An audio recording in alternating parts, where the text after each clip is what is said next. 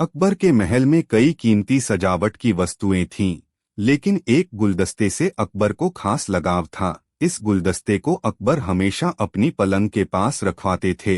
एक दिन अचानक महाराज अकबर का कमरा साफ करते हुए उनके सेवक से वह गुलदस्ता टूट गया। सेवक ने घबराकर उस गुलदस्ते को जोड़ने की बहुत कोशिश की, लेकिन नाकाम रहा। हार कर उसने टूटा गुलदस्ता कूड़ेदान में फेंक दिया और दुआ करने लगा कि राजा को इस बारे में कुछ पता न चले।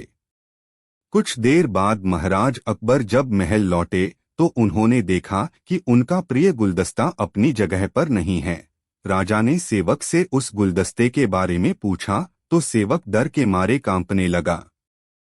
सेवक को जल्दी में कोई अच्छा बहाना नहीं सूझा, तो उसने कहा कि महाराज, उस गुलदस्ते को मैं अपने घर ले गया हूँ ताकि अच्छे से साफ कर सकूं। यह सुनते ही अकबर बोले, मुझे तुरंत वो गुलदस्ता लाकर दो। अब सेवक के पास बचने का कोई रास्ता नहीं था। सेवक ने महाराज अकबर को सच बता दिया कि वो गुलदस्ता टूट चुका है। यह सुनकर राजा आग बबूला हो गए। क्रोध में राजा ने उस सेवक को फांसी की सजा सुना दी। राजा ने कहा, झूठ मैं बर्दाश्त नहीं करता हूँ। जब गुलदस्ता टूट ही गया था तो झूठ बोलने की क्या जरूरत थी। अगले दिन इस घटना के बारे में जब सभा में जिक्र हुआ तो बीरबल ने इस बात का विरोध किया। बीरबल बोले कि झूठ हर व्यक्ति कभी न भी बोलता ही है।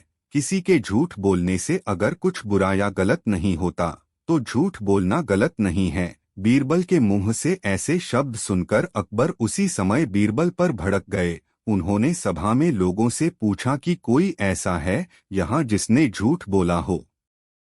सबने राजा को कहा कि नहीं, वो झूठ नहीं बोलते। यह बात सुनते ही राजा ने बीरबल को राज्य से निकाल दिया।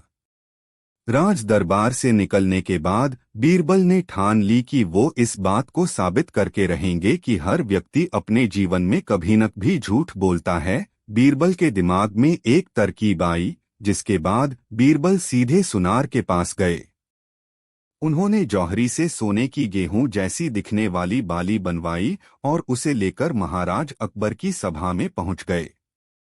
अकबर ने जैसे ही बीरबल को सभा में देखा तो पूछा कि अब तुम यहाँ क्यों आए हो। बीरबल बोले, जहां पनाह, आज ऐसा चमत्कार होगा जो किसी ने कभी नहीं देखा होगा। बस आपको मेरी पूरी बात सुननी होगी। राजा अकबर और सभी सभापतियों की जिज्ञासा बढ़ गई और राजा ने बीरबल को अपनी बात कहने की अनुमति दे दी। बीरबल बोले, आज मुझे रास्ते में एक सिद्ध पुरुष के दर्शन हुए। उन्होंने मुझे यह सोने से बनी गेहूं की बाली दी है और कहा कि इसे जिस भी खेत में लगाओगे वहां सोने की फसल उगेगी। अब इसे लगाने के लिए मुझे आपके राज्य में थोड़ी सी जमीन चाहिए। राजा ने कहा, यह तो बहुत अच्छी बात है, चलो हम तुम्हें जमीन दिला देते हैं। अब बीरबल कहने लगे कि मैं चाहता हूं कि पूरा राज दरबार यह चमत्कार देखे। बीरबल की बात मानते हुए पूरा राज दरबार खेत की ओर चल पड़ा।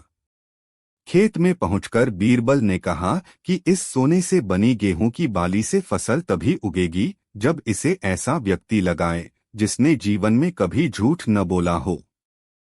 बीरबल की बात सुनकर सभी राजदरबारी खामोश हो गए और कोई भी गेहूं की बाली लगाने के लिए तैयार नहीं हुआ।